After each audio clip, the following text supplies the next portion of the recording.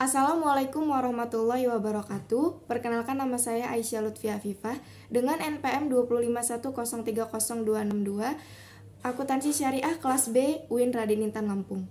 Jadi di sini saya akan mereview jurnal sebagai tugas UAS mata kuliah Fikih Muamalah dengan dosen pengampu Ibu Diah Mukminatul Hashimi. Baiklah teman-teman, jurnal yang akan saya review kali ini adalah tentang perdagangan atau jual beli. Baiklah, di sini berikut adalah jurnalnya. Nah, langsung saja akan saya sampaikan. Yang pertama, jurnal ini memiliki judul Jual Beli dan dalam konteks kekinian. Nah, jurnal ini bisa kalian lihat ya, tersedia di dalam laman ini.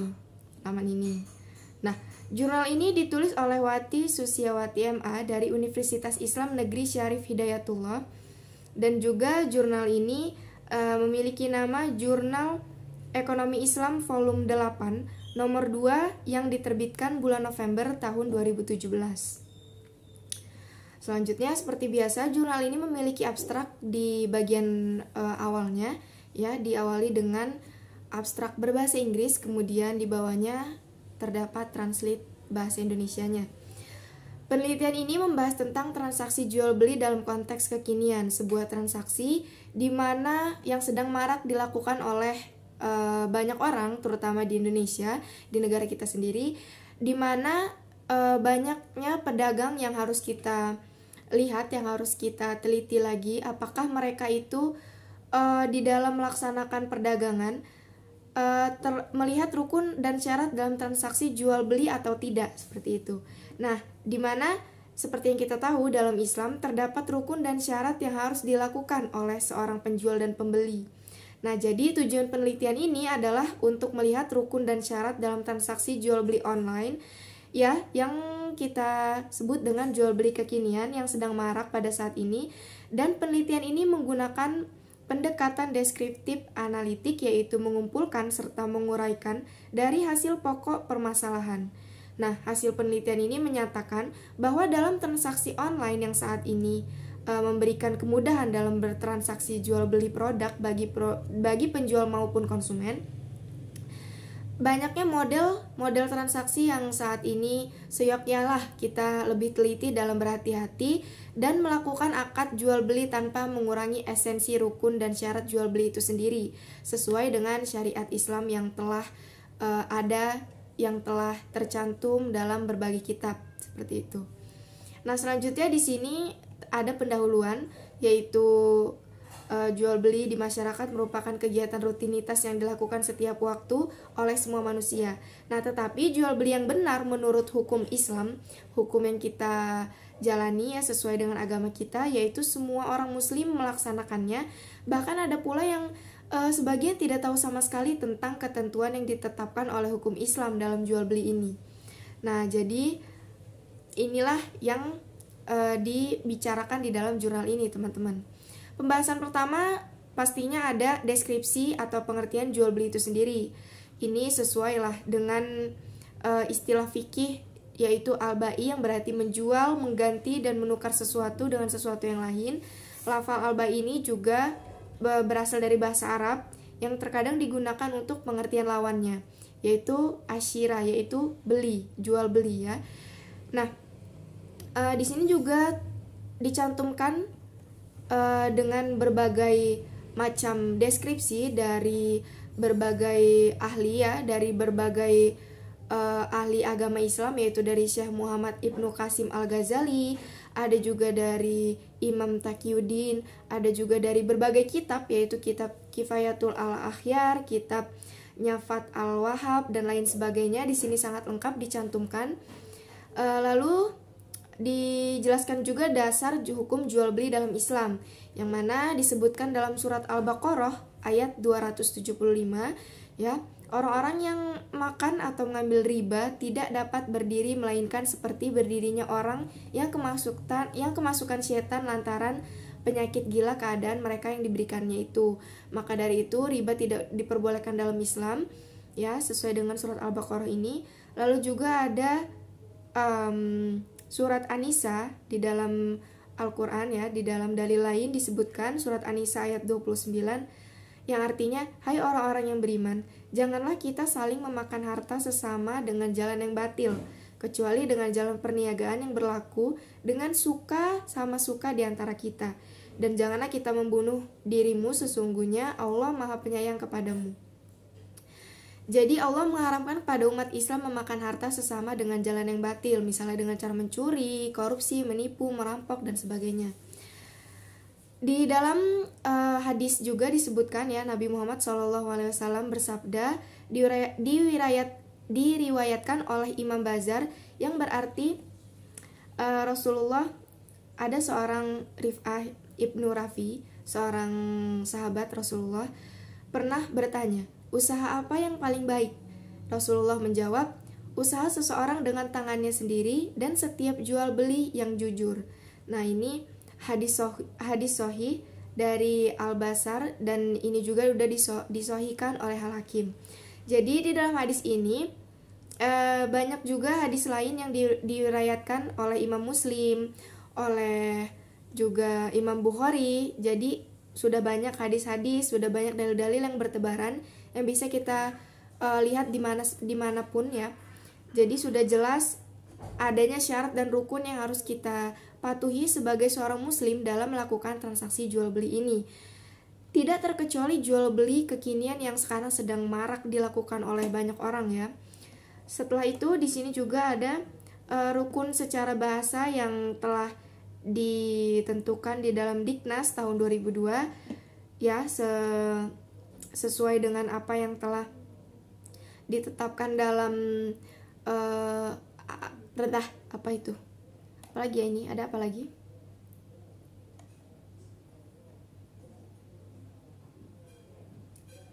Menurut jumhur ulama, jual beli itu ada 4, teman-teman. Ini dari Zakaria. Menurut jumhur ulama, rukun jual beli itu juga ada 4, teman-teman. Yang pertama, akad. Akad ini harus diperhatikan karena sama saja seperti ikatan yang ada pada suatu barang tersebut. Jadi akad ini sangat penting sehingga adanya suka sama suka di antara penjual dan pembeli. Kedua adanya orang yang berakad, yaitu subjeknya siapa ya, dari pihak yang terdiri dari bai penjual dan mustari pembeli. Ketiga ada objeknya, yaitu makut alaih, yaitu objek dari jual beli tersebut ya, barangnya. Dan barangnya ini juga ada syarat-syarat ya teman-teman. Pertama ada bersih barangnya, yaitu bukanlah benda najis. Sesudah itu ada juga dapat dimanfaatkan, maksudnya barang tersebut yang diperjualbelikan harus ada manfaatnya, sehingga tidak boleh memperjualbelikan barang-barang yang tidak bermanfaat. Selanjutnya adalah milik orang yang melakukan akad. Jadi benda tersebut harus sudah milik orang tersebut. Tidak boleh benda itu milik orang lain atau masih hutang atau dan lain sebagainya. Jadi harus benar-benar milik orang yang menjual, seperti itu.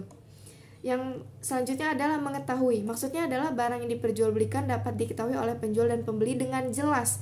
Jadi barangnya ini bentuknya, zatnya, cara mendapatkannya, semua itu harus jelas teman-teman. Gak boleh adanya suatu ketidakjelasan di sini. Selanjutnya barang yang diakadkan itu ada di tangan. Maksudnya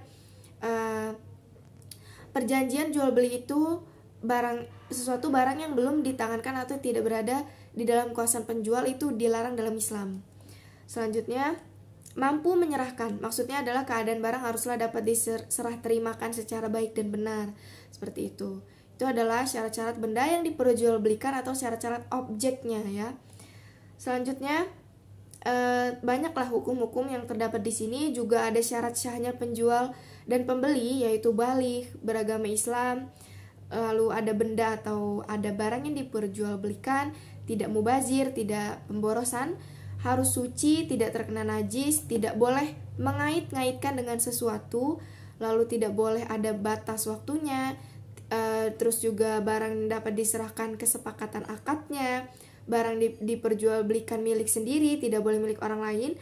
Barangnya juga diketahui, bisa dilihat dan itu jelas bentuknya. Dan juga harus diketahui kualitasnya, beratnya, takaran ukurannya, semuanya harus jelas teman-teman. Nah, ditinjau dari segi benda yang dihasilkan objek jual beli juga dikemukakan pendapat Imam Taqiyuddin bahwa dibagi menjadi 3 bentuk, yaitu jual beli benda yang kelihatan, jual beli yang disebutkan sifat-sifatnya dalam janji atau salam, dan yang terakhir jual beli yang tidak ada.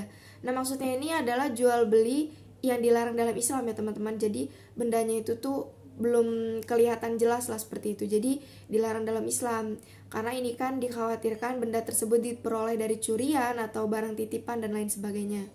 Jadi itu dilarang. Setidaknya di sini juga dijelaskan ada keuntungan-keuntungan. Lalu di sini juga dijelaskan adanya keuntungan dalam berjualan online. Di sini ada 4 keuntungan. Yang pertama adalah modal awal yang lebih kecil. Jadi kenapa modal awal yang lebih kecil? Pertama, kita nggak perlu yang namanya menyewa tempat untuk berjualan ya, maksudnya menyewa toko dan lain sebagainya. Jadi modalnya itu hanya di barangnya. Jadi tidak ada modal untuk perawatan gedung, modal karyawan, mungkin bisa dari kita dulu yang jual beli kita pribadi, jadi kita nggak perlu mengeluarkan banyak biaya seperti itu. Jadi modalnya relatif lebih kecil. Kedua, bisnisnya beroperasi 24 jam. Jadi kita nggak perlu nungguin barangnya itu kayak jualan di toko kan. Jadi kita harus nungguin misalkan dari pagi sampai sore, itu kan terbatas ya teman-teman waktunya. Nah, sedangkan di berjualan online ini beroperasi selama 24 jam. Jadi si pembeli ini maksud saya, si pembeli ini bisa melihat barang kita selama 24 jam penuh. Tidak ada batas dan ketentuan, dan juga bisa membeli juga dengan 24 jam itu. Dan kelebihan lain, target pasarnya lebih luas teman-teman. Karena kan berjualan online ini semua bisa ditargetkan ya. Jadi bisa dari seluruh penjuru Nusantara ini, bisa juga kita berjualan ke internasional, ke pasar internasional juga gitu. Nah, yang terakhir bisa dipantau dari mana saja dan kapan saja.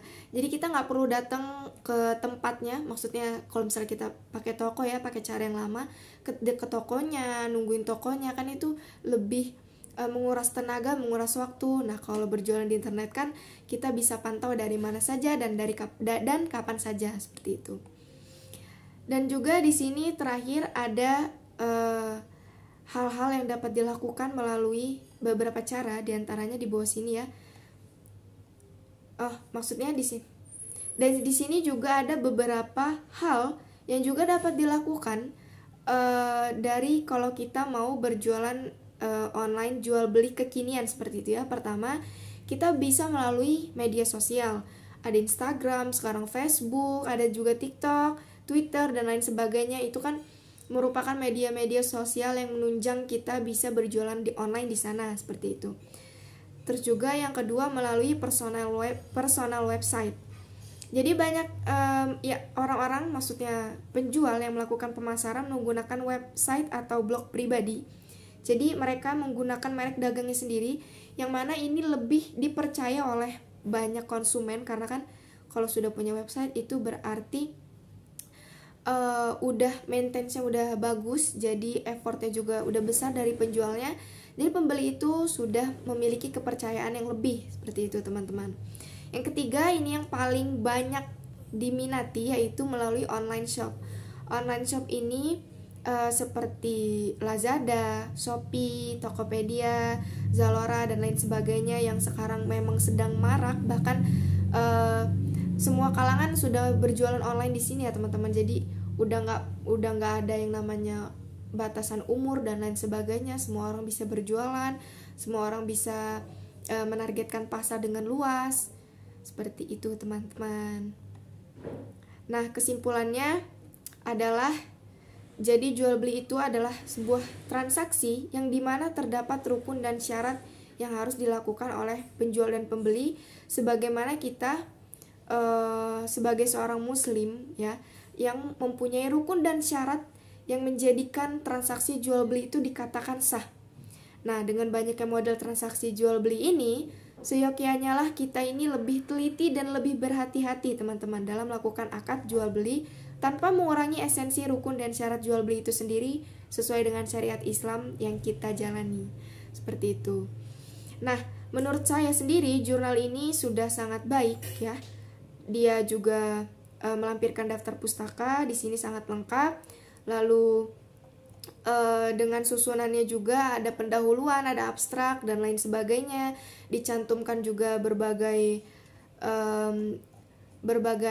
pembahasan-pembahasan dari mulai syarat dan rukun dan dari mulai syarat dan rukun jual beli itu sendiri, apa yang bisa dari mulai syarat dan rukunnya itu sendiri, apa yang sahnya, apa yang tidak sahnya, apa yang dilarang, apa yang diperbolehkan, seperti itu. Di sini pembahasannya sangat lengkap, menurut saya itu kelebihannya. Dan juga kelebihannya di sini terdapat manfaatnya, teman-teman. Tapi kurangnya di sini menurut saya adalah dia tidak mencantumkan seperti apa manfaatnya kalau kita melaksanakan jual beli kekinian ini, tapi dengan konteks yang benar-benar sesuai dengan syariat Islam seperti itu. Jadi dia tidak mencantumkan manfaatnya dan juga tidak mencantumkan kekurangan dan kelebihan. Pasti ada semua yang namanya hal itu, pasti ada kekurangan dan kelebihannya. Di sini tidak dicantumkan, tapi semuanya di sini menurut saya sudah sangat baik, ditulis dengan sangat rapi dan sesuai sistematika dalam penulisan jurnal. Baiklah teman-teman, jadi itu tadi sedikit banyak saya mereview jurnal tentang jual beli dan dalam konteks kekinian. Semoga review jurnal kali ini bermanfaat untuk saya sendiri, bermanfaat untuk kalian semua yang menonton. Dan kalau ada salah-salah kata, kalau ada yang kurang lebihnya, saya mohon maaf. Kepada Allah saya mohon ampun. Terima kasih kalian udah menonton dari awal video sampai akhir video. Terima kasih banyak. Billahi taufiq wal hidayah. Wassalamualaikum warahmatullahi wabarakatuh.